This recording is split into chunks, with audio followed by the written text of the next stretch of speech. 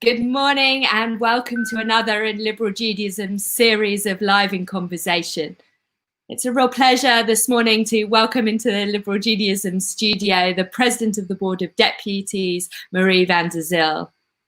Thank you. It's really wonderful to be here. Thank you for having me today. Thank you for being here, and I know that we've had a lot of questions in from our members watching at home, and I also want to encourage people that it's not too late. If you do want to send in your questions, we will try and get to them all. Marie's here for the next hour, and I know she's keen to answer as many questions as you have, so please keep sending in your questions and we'll try and get to them. Marie, I want to begin by just asking you to tell our watchers at home a little bit about yourself and your journey to the board, because I know while many of them may have seen you in the Jewish press and even in the national press, they maybe don't know who you are and what your story is. Well, thank you. So my story is a bit of an unusual communal entry. I started off quite traditionally. I used to go to, as a child and into my teens, Jewish Lads and Girls Brigade and B'nai Akiva. Then I got married, I had children, and I'm afraid that I wasn't very involved in the Jewish community at that time. I had my children, as I said, two girls that are now 14 and 15, and I became an employment lawyer. In 2008, I unfortunately had thyroid cancer, and after I'd had time of reflection, my synagogue mentioned that I might want to do some communal work, and it was suggested that I go to the Board of Deputies because there were mainly more elderly gentlemen there at the time, and they thought that I might have something to contribute. So believe it or not, I only became a deputy in 2012, which really isn't that long ago. So I can't give you a very long journey. As an employment lawyer, I'd acted for a lot of Jewish organisations over the years, but my entry into it was very, very fast, and it came about from Rabbi Julia Neuberger and Simon Myers from West London Synagogue, who suggested that I stand for election. Thank you. I think it is really interesting for people to hear, to know that you can have such a quick journey to being able to have such say in the Board of Deputies. But even in that short period of time, I think you've probably seen quite a few changes. You mentioned there that it was quite an elder male environment traditionally. Do you think that's changed over the last few years? Oh, it's absolutely, definitely changed. And, you know, it's never too late to volunteer, never too late to get involved. So I'm the second female president in 260 years. I'm the first president that belongs to a progressive synagogue. I have 3 vice presidents. 2 of those are women. And we also, for the first time, have your own, you know, Gillian Meron. She is also our first female chief executive. So in terms of the management structure and election at the top end of the Board of Deputies, it's definitely changed beyond recognition. There are a lot of women deputies, and I will say, in defence of the board, there were women deputies before women got the right to vote in this country in the general election. So the board has always been open-minded. And I think you'll find that things have changed. And can I say, for the first time in 50 years, we also have a returned Haredi deputy, which I think is absolutely excellent. So I think that our diversity is changing all the time, and we're changing our constitution as well as we speak at the moment. So we want to be much more inclusive. Maybe you could say a little bit more about that changing of the constitution and what that might mean for the Board of Deputies.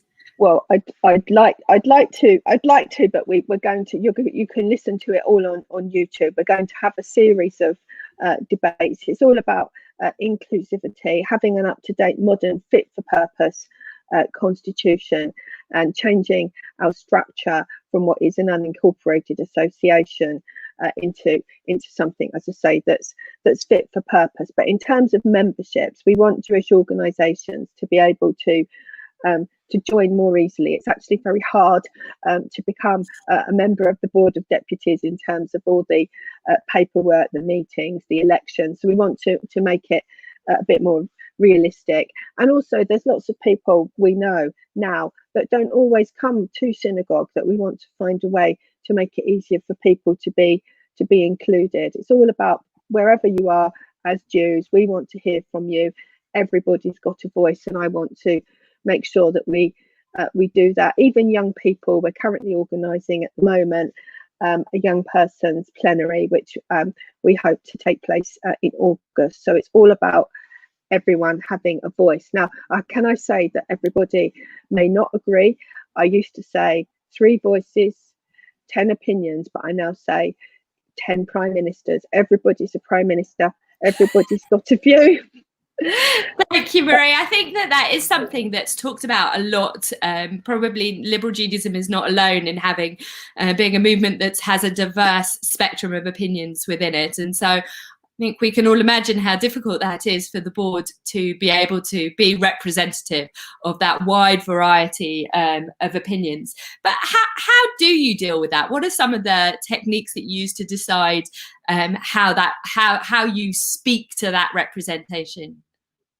Well, you've got to also remember, I hear from lots of people, it can be thousands of people, whether it's emails, letters, petitions, videos. The degree of representation has got really sophisticated. My aim is for the board to be a place where people can give their views, where there is tolerance, where there is respect, because sometimes things have happened, and particularly the other year, where I think people were treated quite disgracefully. So I want to make sure that this is a place for different voices to represent the full diversity, beauty and spectrum of the Jewish community. And sometimes we don't always agree.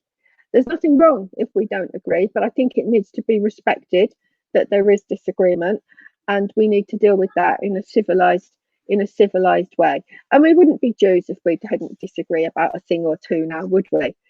So no, I think that's very true. I think that's very true. But I'm interested about how you decide where the board positions itself on an issue when there's such diversity in the community. There's generally consensus, and I am always someone, as you will know yourself. I telephone, for example, all of the denominations. I don't just sit there and say, well, this is what we're going to do. I'm very accountable to all the deputies on the floor. I've got a fantastic team of honorary officers and staff. But take, for example, burial. We've had the problem with Mary Hassel, the coroner. Everybody was supportive of that. I've phoned everybody. I've spoken to everybody. That's something where we could all agree that there had to be respect for religious traditions. Now, traditions in relation to burial might differ, but nobody actually differed that we needed to campaign for those traditions to be still kept, so that she couldn't have what she had known as her cab rank rule, which was held to be discriminatory, and that faith burial is respected. And we do try to work with minority communities. That's really important to me, our interfaith relations. And sometimes, I know you're going to probably ask me a question or two on Israel, sometimes there are situations where I can see that the board can't say this is the position on behalf of the entire Jewish community, because I can see that there is division of opinion. There is always division of opinion from the different denominations as well, and it's for us to make sure that everybody has their chance, whether it's in a government department, to be respected. But certain things, for example, the terrible, vile, racist killing of George Floyd, I've issued the statement condemning that. We've had our Commission for Racial Inclusion that we've said we're having at the Board of Deputies. We know that everybody is on board with that. We can speak for the entire community because we are all against racism. But as a group, we are the envy of every other faith community. Whatever we think about our representation, no other faith is represented as well as the Jewish community. And it's amazing that we can continue to advocate for everyone, but we don't try and stifle people's voices. There's respect for other views. But as I say, sometimes it can get a bit heated, and that's happening at the moment. But how wonderful that people care, that they actually want to have petitions, they want to talk to us. There isn't apathy. That would be the worst thing. So from my perspective, I'm over the moon that people care about being Jewish and care about the issues that matter to Jews. Thank you, Marie. I wonder whether there's you could give us a sense of what are the matters that Board of Deputies feel comfortable to speak on. Are they cross-communal? Are they just matters that involve the Jewish community in terms of the outside world? Are they just internal, or are they is the Board of Deputies spectrum across every issue? Yeah, we are the first port of call for government and the media in relation to representing the Jewish community's interests and concerns. And of course, in recent years, a huge concern has been the situation with the Labour Party and anti-Semitism. And you have to remember, if I'm speaking for the Jewish community and people don't agree, I will hear pretty quickly. There's no way that anybody is quiet, but we are a very, very strong voice, and there's no facet of Jewish life, region or denomination where the Board of Deputies doesn't speak up for the community's interests, whether it's safety, religious freedoms, speaking up for Israel's security and for the right to exist. And with the growing challenges, we really need to have a strong voice. But if that voice has different concerns, different needs, we also need to be able to be grown up about it and recognise that, because we're here for the full diversity and spectrum of the fantastic Jewish community that we are. So the Board of Deputies then would be comfortable to make a statement that said, we recognise we're not speaking for everybody in the Jewish community over this, or this is not the consensus opinion? What I have at the moment in relation to the issues around annexation, I've reflected and I've said that there is no consensus. I've had lots of people wanting to tell me that there is consensus, but there isn't, because lots of voices have expressed different concerns. I can tell you what I think the overwhelming majority view is, which is a different view to a consensus. The overwhelming view so far that I know about is not to speak out against annexation, but it's not for one reason. There are nuanced reasons which could change. One of the reasons is lots of people think the Board of Deputies should be here for British Jews, shouldn't be speaking about Israeli politics. We don't have any influence in Israel. Some people think we shouldn't be talking out at all. Baroness Altman has sent me a video. She thinks that it will be encouraging anti-Semites and people that don't have Israel's welfare at heart. But within that group, there may be people privately that aren't in favour of annexation, but that's different to actually speaking out against it. We know people have worked very hard with petitions. I met a couple of weeks ago Jack, who with his colleagues, they'd signed a petition for 500 people. So we're very happy to have those discussions. But there isn't consensus. But all the organisations, we need to carry on working together. I still want to have unity amongst the community. I think that's really, really important. But there is clearly a division of opinion. And if annexation happens, and I say if, opinion could change again depending upon what happens next. But no. Thank you, Marie.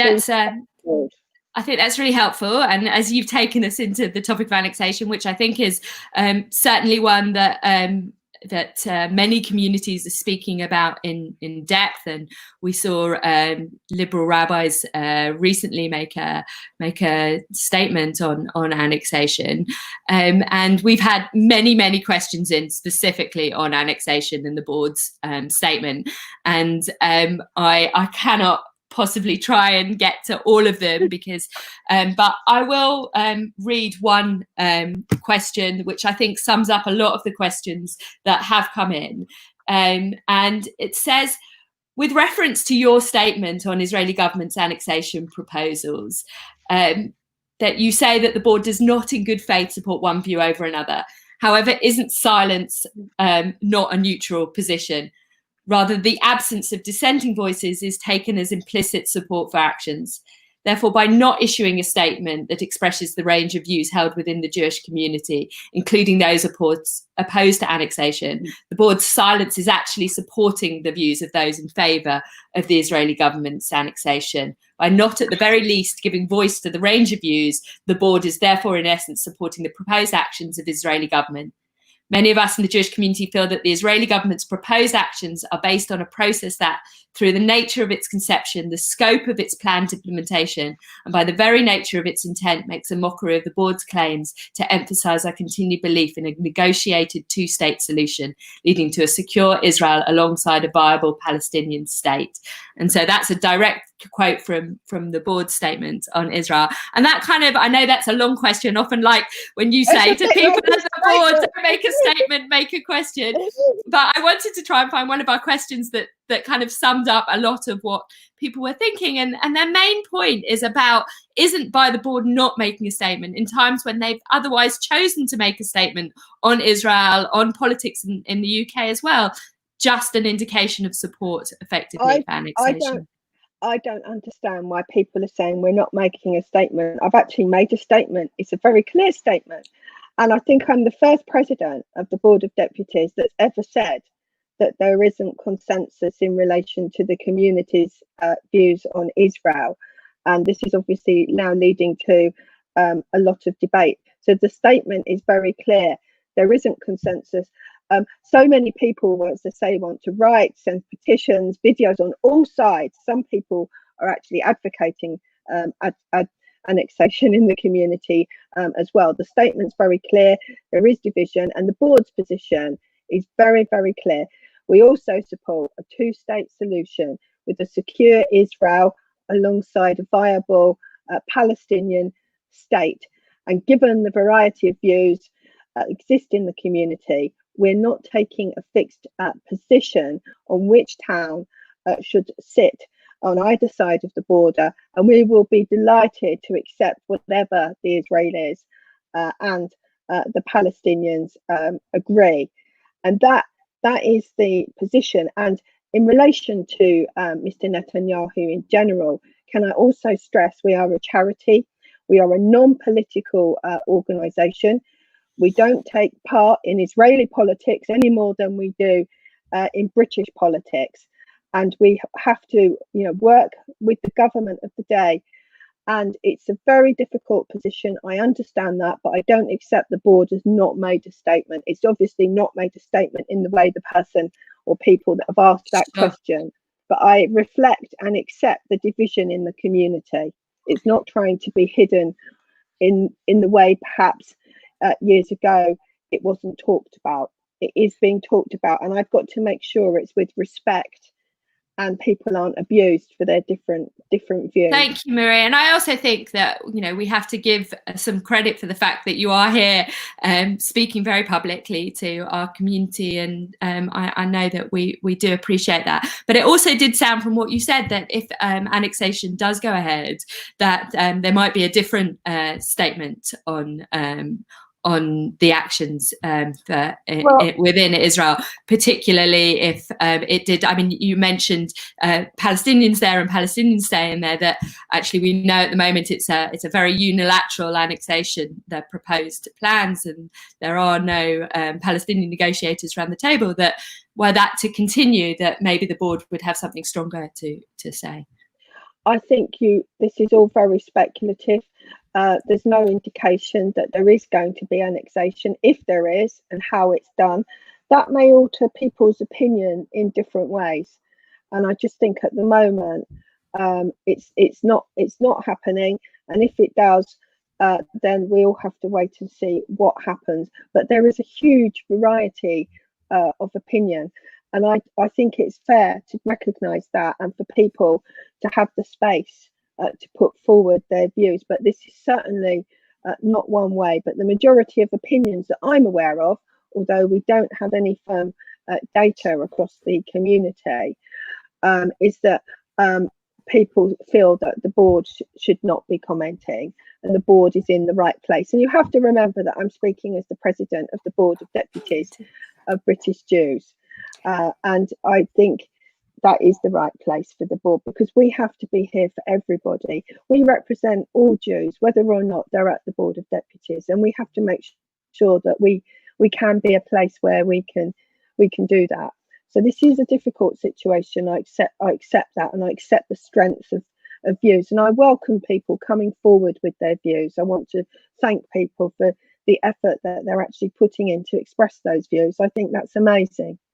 Thank you, Maria. And I know that will be important for people to hear, that they can continue to reach out to you and let you know their opinions and their feelings of on that. And I think one of the comments that we've had that isn't so much a question, but is how important that is for people to hear the voice of the board on those, so that in order that in other areas of social justice that they can feel like the board speaks with a strength in those areas as well. One of the key areas for Liberal Judaism over the last years, Mark Regev being the ambassador for Israel, is very much as Liberal Judaism particularly, we felt that we had somebody that we could talk with, somebody who was very open to our community, to hear our voices, someone that we could go to when there was things that we were concerned about in Israel, particularly over progressive issues. We have seen, obviously, alongside many other people, that the Likud settlement minister, Tzipi Hoteleti, has accepted Netanyahu's request that she become the UK ambassador. And as you can imagine, many of our other questions come in about concern about her appointment. There have been also petitions across the community asking people to reject her appointment, and I'm wondering how the Board of Deputies feels about her. I mean, we know that Ambassador Regev was very, very present across the communities, made a real effort to be in all the communities. Our initial view might be that we could expect something very, very different from this new ambassador. And I'm wondering how the board feels. We've seen a few posts from board members saying that they're looking forward to inviting her to the Board of Deputies. But I'm interested to hear how you feel about this appointment. As you will expect of the President of the Board of Deputies of British Jews, we will be gracious to the ambassador that's been appointed by the State of Israel. And she's the first woman. I think that deserves to have a lot of credit. I do want to stress that I have been to Israel. I have seen Prime Minister Netanyahu. He gave me 45 minutes of his time after I was elected. And I did speak to him about progressive issues of concern, specifically including how progressive Jews are treated in Israel, prayer at the Kotel. I've also been in meetings with President Rivlin, where the World Jewish Congress has also put forward those concerns. And I want to reassure your community that when the ambassador comes over here, those concerns will still be put forward. And as you know, I'm a member myself of a progressive community, the first board president to be a member of a progressive community. So those concerns will continue to be advocated. And she has actually spoken 3.5 years ago at the Board of Deputies Hanukkah party. And I'm sure that when the new ambassador arrives, she will also be most gracious and want to learn about the community. But we will fully continue to advocate for the concerns of British Jews. I don't want anyone to be in any doubt of that. But she hasn't arrived. She's had a political role in Israel, so I think we need to honour her position, and we will no doubt form closer communal bonds with her after she's here. But she is a young female, the first female ambassador, so that I think also should be taken on board. She did have an article last year expressing concern about the Board of Deputies manifesto, which advocates a two-state solution. And that article has recently been in the Jewish press again. And I'd like to also reassure everybody that the board is not going to be changing its support. We are going to continue, and we stand by advocating for the two-state solution. So I do not see any change. Thank you. I think that's important for our members to hear, because she has spoken. She is an advocate of a unilateral West Bank annexation, and some of her language has been inflammatory at best. And I think we would hope that while we hope that relations will be built with her, and that maybe she'll also learn from the community in the UK, that the board would challenge those views alongside many of us. I want to. I'm here. Can I just reiterate that I'm here to represent all Jews, and that is going to continue. And it's very important that everybody knows the board is supportive of the two-state solution. So we are going to be changing our view, and we hope that we will have a very good relationship, all of us, with the new ambassador. And I'm sure she's very much looking forward to coming here. She knows what our views are here, so she no doubt will be taking that on board, and she may have a little more nuance perhaps in some of those views once she gets to know us. Yes, one can only hope, and I hope that she knows that she's also invited to come, just as Ambassador Regev has, and you have as well. That we hope that she'll be in public conversation with Liberal Judaism and Liberal Jews, amongst whom there is also a wide spectrum of views. And I wouldn't want people to think that there is just one view either. I want to, before coming on to some of the other questions that we've been sent, is to come back to, you mentioned about this being the first female ambassador to the UK, and you've spoken about also being the second female president of the Board of Deputies, and Gillian being first female chief executive, and we've seen that the GLC has appointed 2 women as their interim directors. And I'm wondering whether you think that the space for women in the Jewish community has changed, and whether, I mean, it's changed certainly in terms of our public presentation, but has there been a change behind the scenes as well? And do you think that there is still some work to be done? That's a very good question. Okay, I think the space has obviously changed for women publicly, in that women are getting roles, we are getting elected.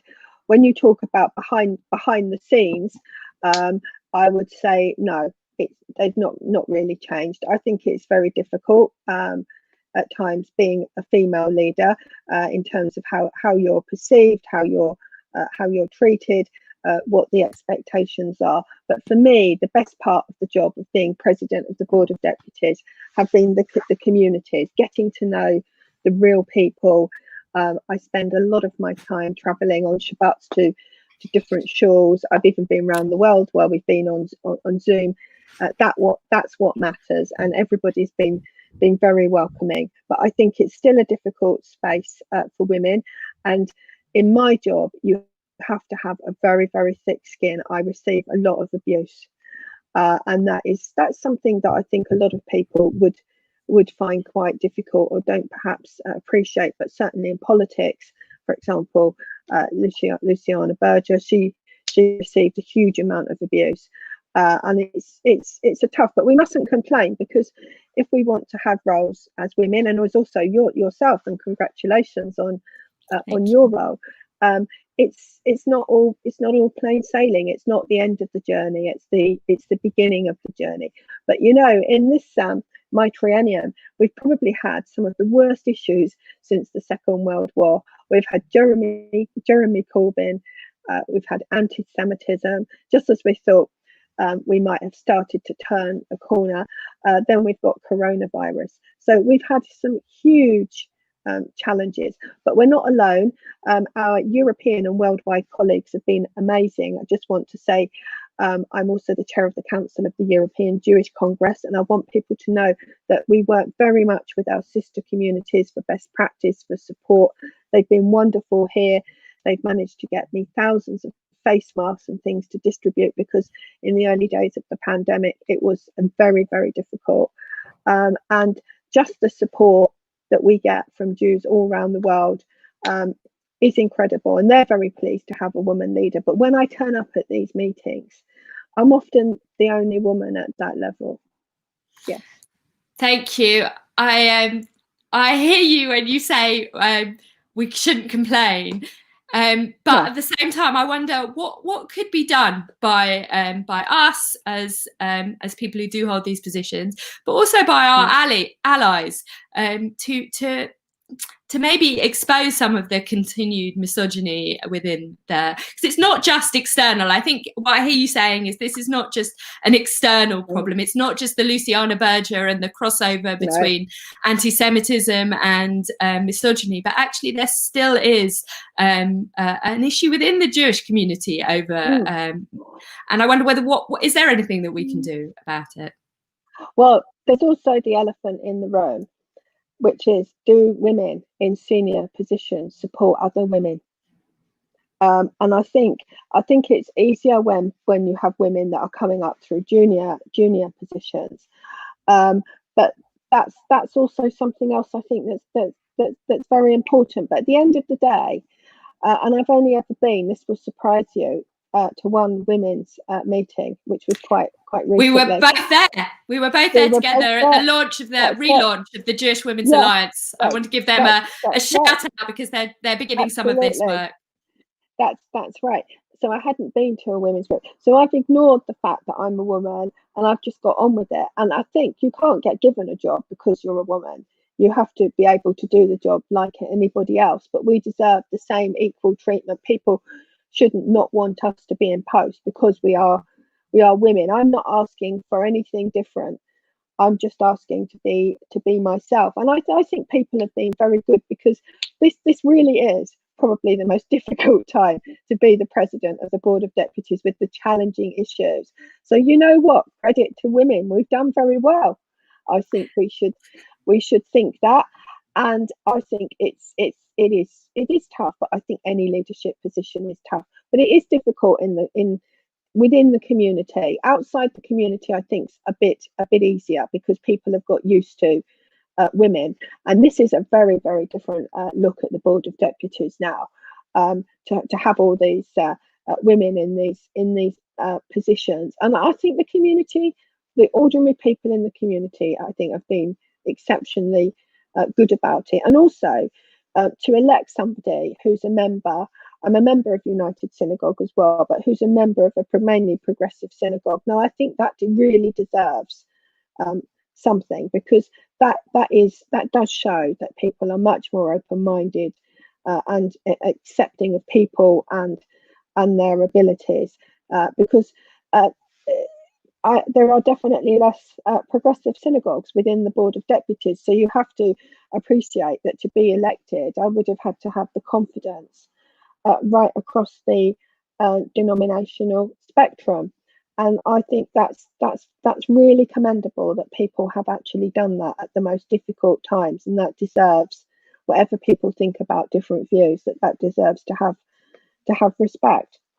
Yes, I think it is important to recognise that women are appearing in these roles. I think also, though, it remains incumbent on us to call out misogyny, whether it's something that's internal within our own communities, and none of us are free from that, can say that we've moved away from that completely, even in the most progressive of environments. Yes, if you're asking me, do I think there is misogyny left? Yes, I do. I'm not going to name individuals. I don't think anybody's asking you to do that. No. Do I think it's all suddenly disappeared? No, of course it hasn't.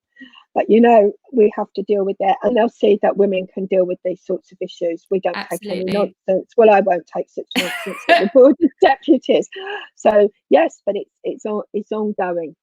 Thank you. And then we on Thursday had our, we have weekly meetings for the chairs and rabbis of our communities, or their COVID leads, or for people in our communities dealing with specific issues. And we were delighted to welcome somebody from the Board of Deputies this Thursday when we were beginning to begin our own tackling of looking at what we can do to support Jews of colour within our own community and to amplify their voices.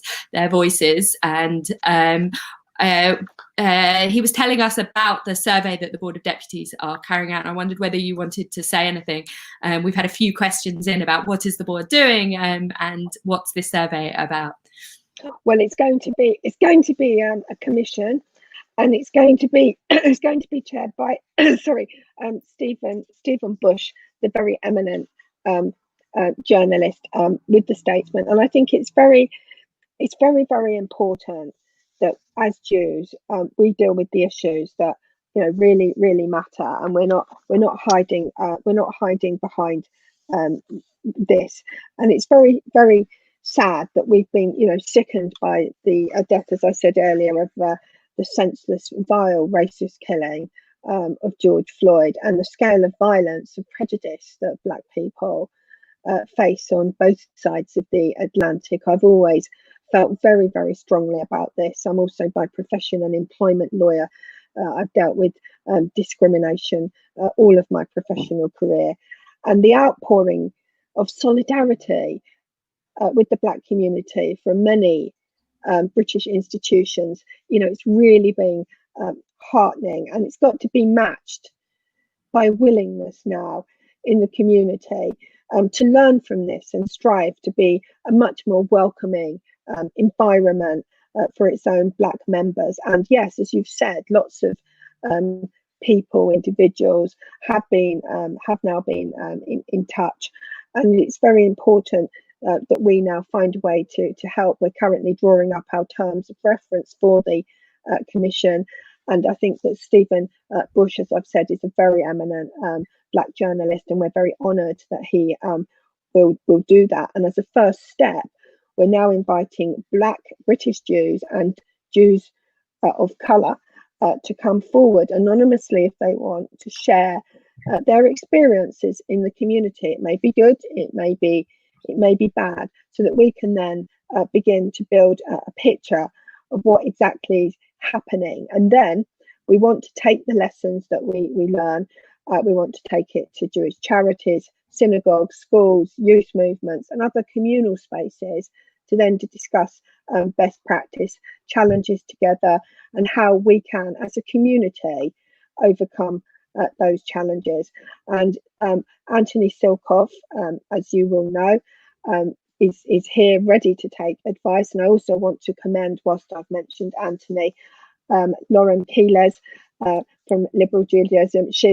We are honoured as well to have both of them at the board. We're very lucky, and this is going to be a very big project. And I think it's very important that Jews stand out against prejudice. We know what it's like to suffer prejudice, and it's right that we also learn the lessons we need to learn, and also that we stand by our beliefs in this country of what we think we should be doing as a community.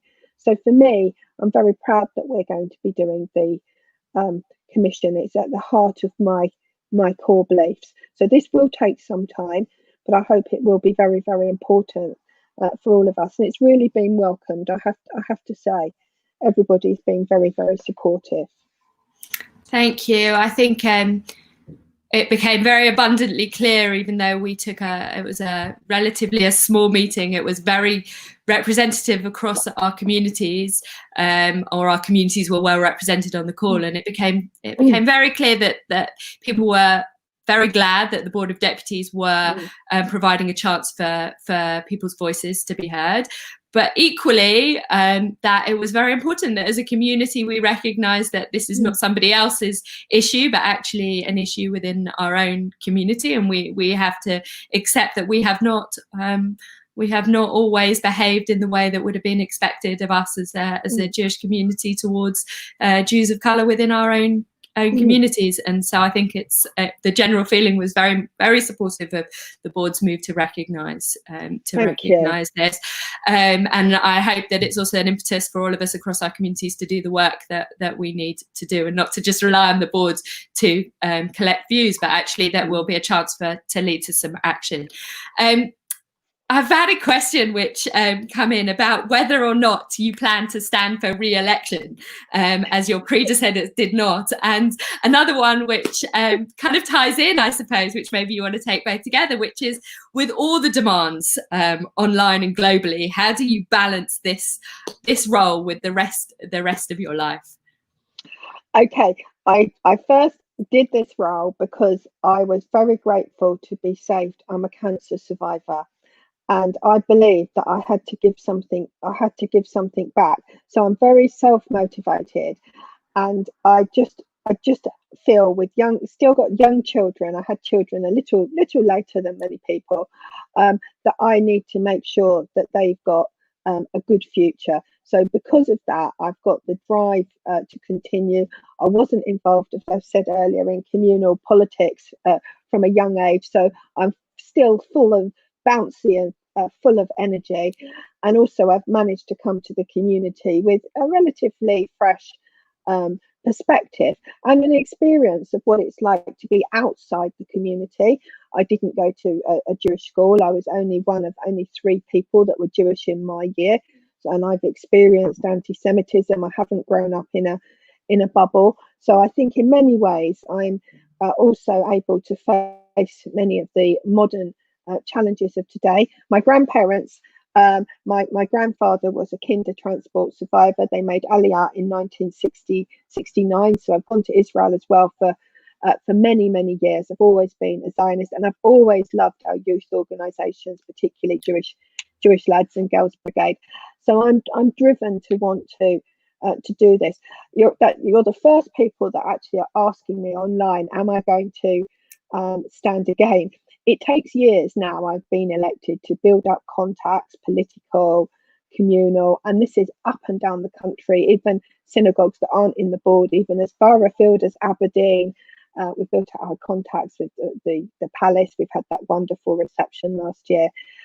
We are in a time of great need, and coronavirus is going to have an impact for a long time. Lots of charities are going to be suffering. People are going to be suffering. I will at this stage say that I do intend to stand again. How do I balance my life? I'm just on adrenaline, to be honest with you. I'm very focused. I work day and night. And Jess Phillips, she said in our meeting we had in Birmingham, she said, never waste a good crisis. And the crisis has been awful, every tragic loss of life. It's been awful. But one of the things that we've learned is, although we physically can't be together, Zoom and all the technology has been amazing. I've been everywhere. I've even been to Australia. So in some ways, we can embrace technology. It cuts down on travel. Sometimes I'd have 4 or 5 meetings a day with travel. So this will help a little. There's no substitute for physical contact, of course not. But also, I've managed to work as an employment lawyer. I've made use of modern technology for years to be able to do that. So how do I balance it? I'm probably not perfect, I'll be honest with you, but I'm doing the best that I can. And I'm just getting on with it. And it's all about the team at the board. We've got a fantastic team of honorary officers and staff, all dedicated and honoured to serve the community. And I care passionately. That's how. Thank you. I think one of the things we've noticed at Liberal Judaism is the number of communities that have been able to participate in our central activities because of the online abilities. So, our meeting I talked about, we had representatives there from Copenhagen, from our community in Copenhagen, from Edinburgh, from Dublin, from Manchester, who haven't been able to have that same engagement with Liberal Judaism that they now have. And I wonder for the board how you're working to kind of harness that sense of being included that perhaps has increased since since with COVID, of people feeling like they're more represented or at least more heard? And is that something that you intend to hold on to and to increase? Yes, when the virus started, we actually appointed Sarah Radavan. I don't know if you've come across Sarah yet, as our special Koach strength advisor for the regions. So we are absolutely wanting to make sure that we're not a London-centric organisation, and we've managed to reach people everywhere. And we want to continue through our membership changes that are going through our constitution shortly, to make sure we can reach all Jews. And we've even had our first board meeting on Zoom, our first in 260 years, with a lot of people. We've got another one coming up next Sunday. So we can do this, and we've seen how we can enable more people to be involved. And also, don't just forget people that are out of London, but we're also looking at elderly people. They don't need to lose contact as well. So we need to carry on to keep the best of what we've learned, and to build on that, to try and keep people as involved as much as we can in the future. But I am looking forward to seeing all our communities in person, I have to say. But I think we are all looking forward to that. And I should say that one of the things that I've really appreciated is being able to see the Board of Deputies meetings, which have been streamed, and that was before COVID as well. So people should know that they're able to see those meetings and to engage there as well. Marie, I want to say thank you very much for being frank and open with us, and also for coming and being in our conversations with Liberal Judaism. If you've seen any of our previous conversations, you'll know that we can't let you leave without asking you about your mug. So far, we've asked all our the people that have joined us what they're drinking from, and I wonder whether you'll share with us your mug and what the mug that you're drinking from. This is very embarrassing, but it is as it is. These are my two princesses, my girls' mugs. Oh, thank you, Marie. Thank you very much. It's all about people. And can I just say one more thank you as well? Thank you to you for everything you're doing. I'm so grateful, Rabbi Charley. Can I also thank Leo Mindell, because as well as doing the technology for you today in Liberal Judaism, he is amazing. He does the technology and our plenary meetings for the Board of Deputies. And I'm really grateful for everything that he does for the community and what he makes possible. So I just wanted to say that too. I think Leo Mindell has been one of the most valuable people within the Jewish community over the period of COVID. I'm sure before as well, but I think if people didn't know his name before, they certainly know it now in liberal circles. Yes, thank you very much, Leo. I want to remind everybody at home that if you've enjoyed our conversation, and if you're enjoying the resources that Liberal Judaism is bringing into your homes, the way that we're engaging with our communities, that you will think of going online to the Liberal Judaism website and making a donation. Really, it's your donations, continued or one-off, that are enabling us to continue to bring Liberal Judaism home. Thank you very much for being with us this morning, and we look forward to seeing you at the next of our conversations. Thank you. God bless everyone and stay well. Thank you to you and all the Liberal Judaism team. Thank you.